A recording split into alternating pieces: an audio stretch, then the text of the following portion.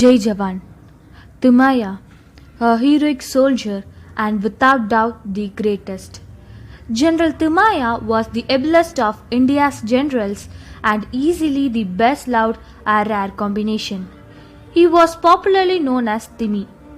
He was the most outstanding field commander in Indian Army and was the first and only Indian to command a fighting brigade in battle in the Arakan in World War II.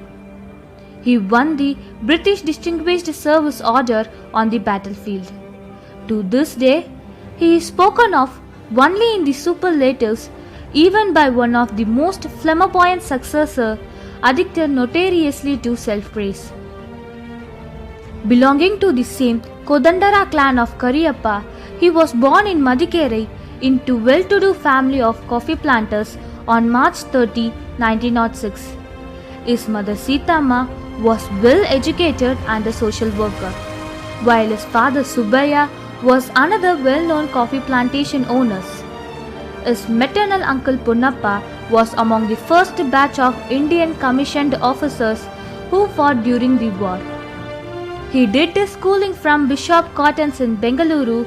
Later, he was sent to Royal Indian Military College in Dehradun. His elder brother Punnappa joined the Indian National Army, while his younger brother Somaya joined the army and was killed in Kashmir. He was one of the 6 Indian cadets who was selected for training at Sandhurst and joined the Indian Army in 1926. In 1928, Timaya joined the 19th Hyderabad Regiment, now the Kumaon Regiment, where he became lieutenant. He honed his combat skills in the northwest frontier, battling the fiercely independent Pathan tribes. During his stint at Sandhurst, Timaya personally experienced British snobbery and racism, but typically stood in his ground. Even when he was in the army, he sympathized with the nationalist leaders. He himself was a victim of British high-handedness. At one stage, he wanted to resign from the army and join the freedom movement. However, Motilal Nehru dissuaded him from doing so. Motilal Nehru felt that once India became independent, people like Timaya would be needed to guide and develop the army. He also had to fight for the rights of Indian soldiers and officers getting admitted into the exclusively British clubs. Like most Kurgis, was a good sportsman himself, training his battalion in hockey and football too. In spite of his best efforts, Indians were not allowed into the most of the exclusive army clubs meant for British till 1947. During the Quit India movement in 1942, Timaya ordered his battalion men never to fire on the protesters. He would rather talk them down.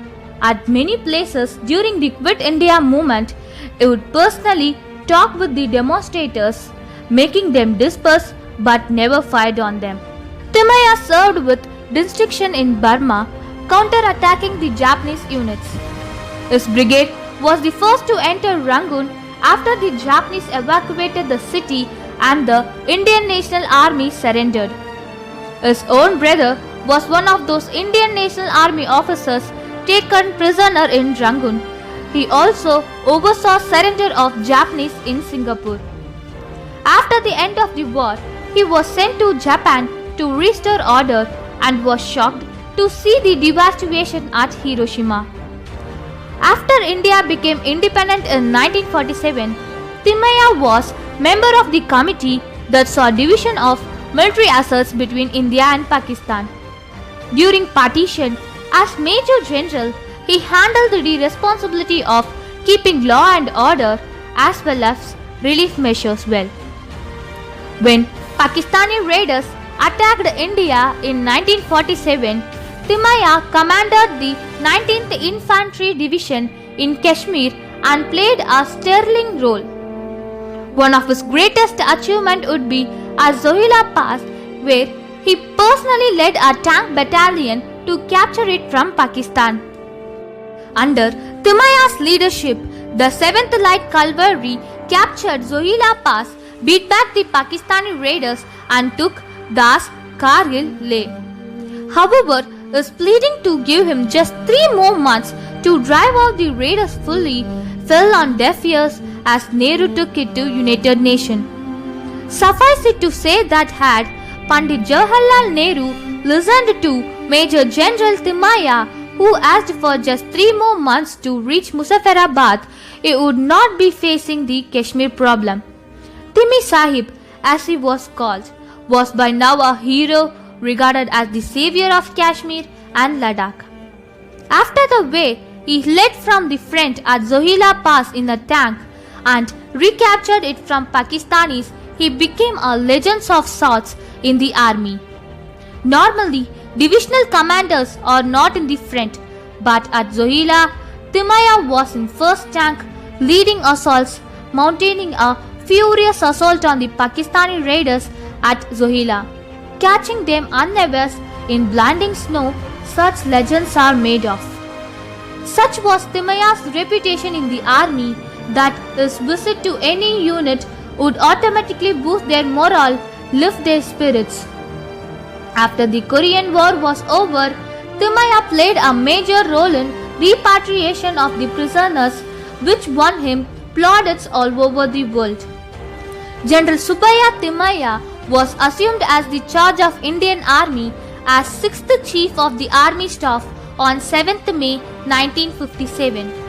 He then briefly resigned his post in 1959 over a dispute with V.K. Krishna Menon, the Minister of Defence. Prime Minister Jawaharlal Nehru refused to accept his resignation and persuaded him into withdrawing it. Completing 35 years of distinguished military service, he retired from the army in 1961, almost 15 months before the Chinese invasion of India in November 1962. After his retirement, Timaya also served with great distinction in Cyprus as a part of United Nations peacekeeping force during civil war there. His conduct in Cyprus won him the respect of both Archbishop Makarios as well as Turks. He, however, passed away in Cyprus on December 17, 1965, when he was 59 to a heart attack. General Timaya was awarded the Padma Bhushan for his civil service in 1954, General Service Medal in 1947 at the time of role in independent India. During the time of Second World War, for his outstanding service in battle, he was awarded the much coveted Distinguished Service Order. Richmond Road in Bengaluru, the main road in Lamaka, Cyprus, and the road parallel to MG Road in Pune have all been renamed in his honor. Jai Hind.